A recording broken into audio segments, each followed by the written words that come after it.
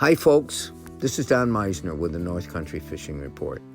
And as I have informed you, this year we are back doing our regional sports shows where we put a booth up about our area and we try to tell people about why they should consider coming to our part of the world in Upper St. Lawrence County and Massena in particular, because Massena is reached out and has put this all together.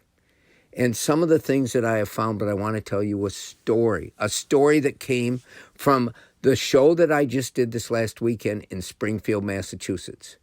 And I had this guy come in, and he was a big burly guy, and he looked like somebody we'd see on one of those special woodsy reality TV shows.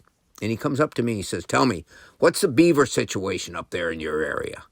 And I said, "Well, you know something? I really probably can't give you the best information, but if you want, I can research it and you can get back with me." He says, "Well, have you got a lot of snow up there right now?" I said, "Yeah, we do." He said, "Well, I don't want that, but I'm a trapper and I've trapped all over the Northeast and I do an awful lot in New Hampshire and so forth." The story goes.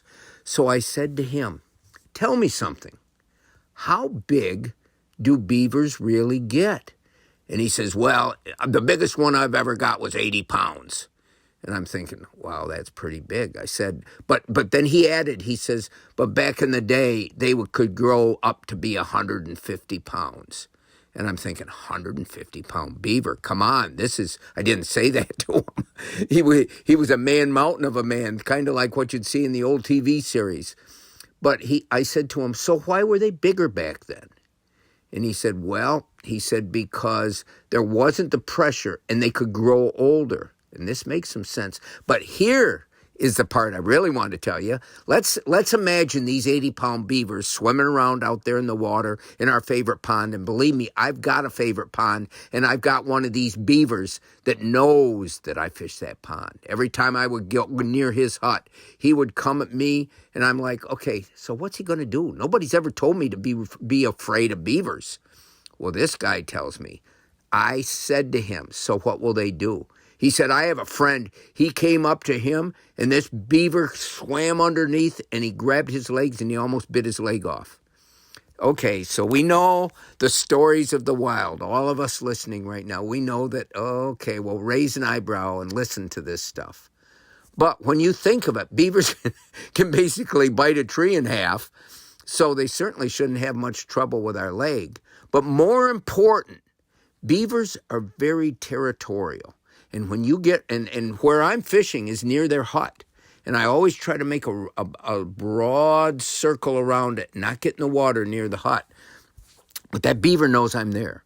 And when I get in the water and I may be 50 feet, 100 feet away from that hut, it knows it. And it starts coming and splashing and doing all its thing. And it is really agitated because I'm around. And this is a big beaver. So, needless to say, I'm going to watch my legs a bit more closely in the future.